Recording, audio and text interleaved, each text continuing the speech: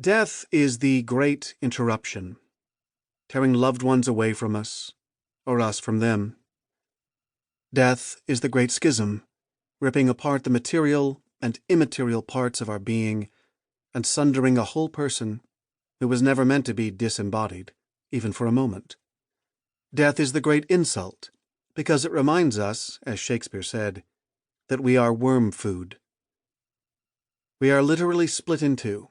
Man has an awareness of his own splendid uniqueness in that he sticks out of nature with a towering majesty, and yet he goes back into the ground a few feet in order to blindly and dumbly rot and disappear forever. Death is hideous and frightening and cruel and unusual. It is not the way life is supposed to be, and our grief in the face of death acknowledges that. Death is our great enemy, more than anything. It makes a claim on each and every one of us, pursuing us relentlessly through all our days. Modern people write and talk endlessly about love, especially romantic love, which eludes many. But no one can avoid death. It has been said that all the wars and plagues have never raised the death toll. It has always been one for each and every person. Yet we seem far less prepared for it than our ancestors. Why is that? The blessing of modern medicine. One reason is, paradoxically, that the great blessing of modern medicine has hidden death from us. Annie Dillard, in her novel The Living, devotes an entire page to the astonishing variety of ways death snatched the living from the midst of their homes and families without a moment's notice in the 19th century. She wrote, "Women took fever and died from having babies, and babies died from puniness or the harshness of the air. Men died from rivers and horses, bulls, steam saws, mill gears, quarried rock, or falling trees or rolling logs. Children lost their lives as hard things smashed them, like trees, and the ground when horses threw them, or they fell. They drowned in water, they sickened, and earaches wormed into their brains, or fever from measles burned them up, or pneumonia eased them out overnight."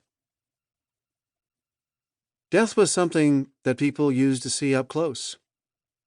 To take just one example, the prominent British minister and theologian John Owen, 1616 to 1683, outlived every one of his 11 children, as well as his first wife.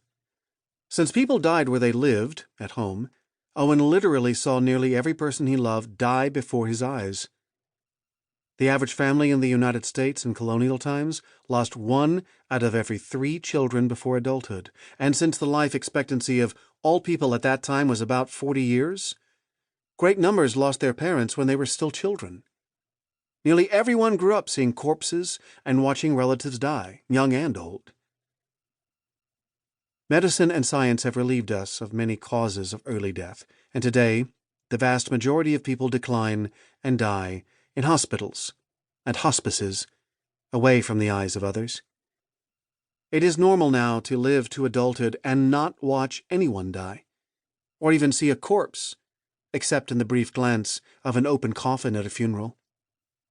Atul Gawande and others have pointed out that this hiddenness of dying in modern society means that we of all cultures live in denial of the inexorability of our impending death. Psalm 90, verse 12, called readers to number our days that we may gain a heart for wisdom. There has always been a danger that humans would live in denial of their own death. Of course we know, intellectually and rationally, that we are going to die, but deep down we repress it. We act as if we are going to live forever. And, according to the psalmist, that's not wise. It is the one absolute inevitability, yet modern people don't plan for it and don't live as if it is going to happen.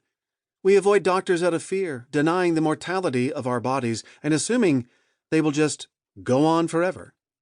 And yet in the face of imminent death, we then demand unrealistic and extreme medical procedures. We even find the discussion of death in bad taste, or worse.